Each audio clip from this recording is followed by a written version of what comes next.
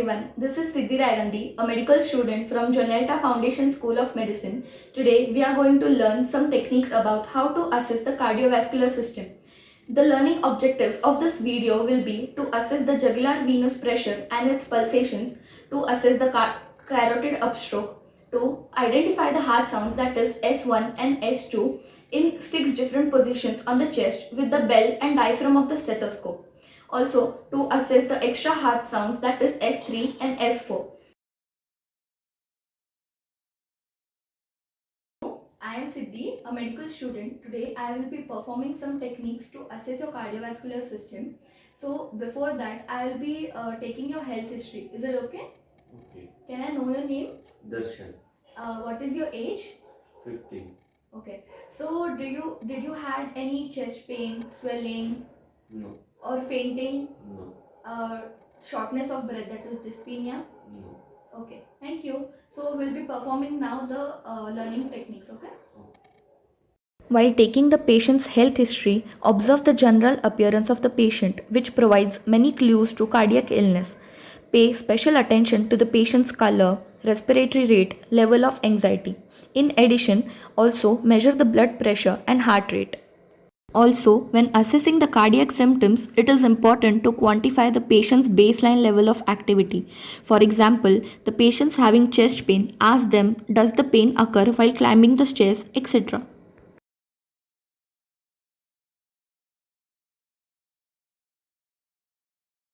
The JVP, or jugular venous pressure, is the measurement of highest oscillation point or meniscus of jugular venous pulsations. The JVP is best assessed from the pulsations in the right internal jugular vein, which is directly in line with the superior vena cava and right atrium. Estimating the JVP is one of the most important skills of the physical examination. While examining, make sure the patient is comfortable. Ask the patient to lie down and make sure the head of the bed or examining table is about 30 degrees Celsius. Turn the patient's head slightly towards the left because we are going to inspect on the right side. We will be requiring a rectangular object or a card and a ruler to measure the centimeters. Identify external jugular vein on each side and then find internal jugular venous pulsations. Look for pulsations in the suprasternal notch between the attachments of SCM muscle on the sternum and clavicle or just posterior to it. Distinguish the pulsations of the internal jugular vein from those of carotid artery. Now, identify the highest point of pulsation in the right jugular vein. Extend a long rectangular object from this point and a centimeter ruler vertically from the sternal angle, making an exact right angle. Measure the vertical distance in centimeters above the sternal angle where the horizontal object crosses the ruler. Internal jugular venous pulsations are rarely palpable, soft, biphasic, and undulating in quality, usually with 3 elevations and 2 troughs. Height of pulsations usually changes with the position, normally drooping as patient becomes more upright. Height of pulsations usually falls with inspiration. While assessing the carotid pulse, include the carotid upstroke, its amplitude and its contour, and presence or absence of thrills or bruits. Also, auscultate both the carotid arteries to listen for a bruit, a murmur-like sound. Identify the sternocleidomastoid muscle and press just inside the medial border of relaxed sternocleidomastoid muscle, roughly at the level of cricoid cartilage. Avoid pressing on carotid sinus, which lies adjacent to the top of thyroid cartilage. In the beginning, apply minimal pressure and slowly increase the pressure until you feel a maximum pulsation. Then, slowly decrease the pressure until you best sense the arterial pressure and contour. Palpate right and left carotid arteries individually and not at the same time because this may decrease the blood flow to brain and induce syncope. The normal carotid upstroke is brisk, smooth, and rapid. Auscultate with the diaphragm of your stethoscope and listen for a bruit, a murmur-like sound in both the carotid arteries. Ask the patient to stop breathing because breath sounds may interfere with the carotid upstrokes. Darshan, can you hold your breath?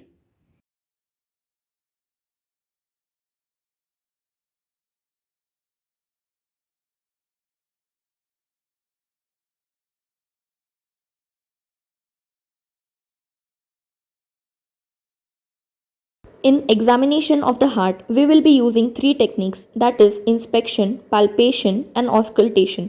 Here, percussion is replaced by palpation because of the cardiac size. In least case scenario where you cannot palpate the apical impulse, percussion may be the only option to be used. Throughout the cardiac examination, stand at the patient's right side. Begin with inspecting the anterior chest, which may reveal the location of the apical impulse or point of maximal impulse. Further techniques keep in mind these anatomical locations. Proceeding to the next technique, to palpate heaves or lifts, use your palm and hold your finger pads flat or obliquely against the chest and palpate in the second right interspace, second left interspace, along the sternal border and apex. Heaves and lifts are sustained impulses that rhythmically lift your fingers, usually produced by an enlarged right or left ventricle or atrium.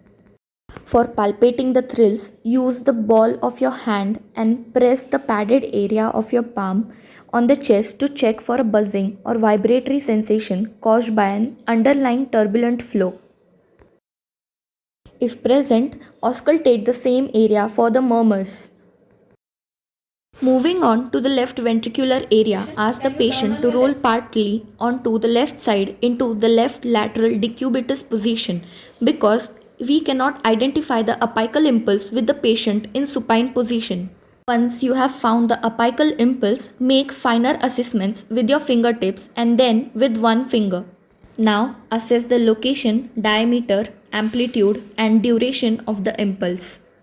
Usually, the location is 4th or 5th interspace and the diameter is usually less than 2.5 cm. The amplitude of point of maximal impulse is small and feels brisk and tapping.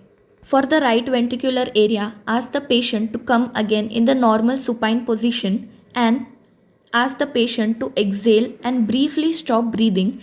Then place the fingertips of your curved fingers in the left, third, fourth, and fifth interspaces to palpate for systolic impulse of right ventricle. If patient has increased anteroposterior diameter, ask the patient to inhale briefly and stop breathing.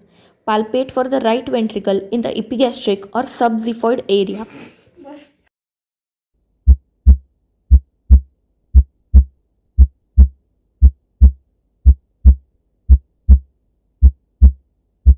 Before auscultating, know your stethoscope well.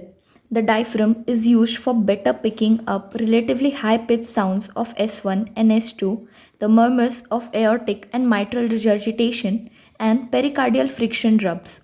The bell is more sensitive to low pitched sounds of S3 and S4 and the murmur of mitral stenosis. Start auscultating with the patient's head and upper chest elevated to 30 degrees Celsius. Start from the second right interspace, that is aortic area, and from there move to second left interspace, that is pulmonic area. Then moving downwards, come towards the left lower sternal border, that is tricuspid area, and lastly to the apex, that is mitral area. Make sure you listen to the all 6 spots mentioned here.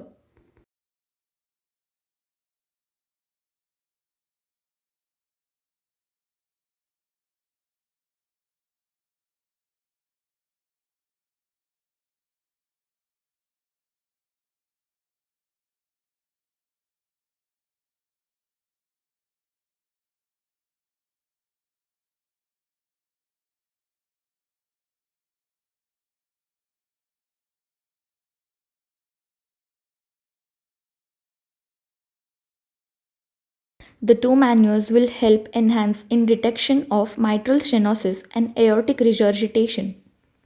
For mitral stenosis, ask the patient to roll into the left lateral decubitus position, which brings the left ventricle closer to the chest wall. Place the bell of your stethoscope lightly on the apical impulse. This position attenuates a left-sided S3 and S4 and mitral murmurs. The second maneuver is aortic regurgitation. For this, ask the patient to sit up, lean forward, and exhale completely and briefly stop breathing after expiration. Pressing the diaphragm of your stethoscope on the chest, listen along the left sternal border and at the apex, pausing periodically so that patient may breathe. To correctly identify the systole and diastole, auscultate the chest and palpate the right carotid artery in the lower third of the neck with your left index and middle fingers. Here, S1 falls before the carotid upstroke and S2 follows the carotid upstroke. At the base, you will note that S2 is louder than S1 and may split with respiration. At the apex, S1 is usually louder than S2. S2 is also heard louder in the pulmonic space, that is, the second left interspace. S2 has two components, that is A2 and P2, and it can be best heard in second and third left interspaces. Normally, A2 is much louder than P2. Heart murmurs are considered to be the abnormal sounds of the heart, such as whooshing or swishing made by turbulent blood in or near your heart. Heart murmurs are usually diagnostic of valvular heart disease. To correctly identify the heart murmurs, you should time the murmur. Is it systole or is it diastole? Locate where in the precordium the murmur is the loudest. Conduct any necessary maneuvers. Determine the shape of the maneuver. Also, grade the intensity of the murmur from 1 to 6. Identify associated features such as quality of S1 and S2 or the presence of extra sounds such as S3, S4 or an opening snap or the presence of additional murmurs.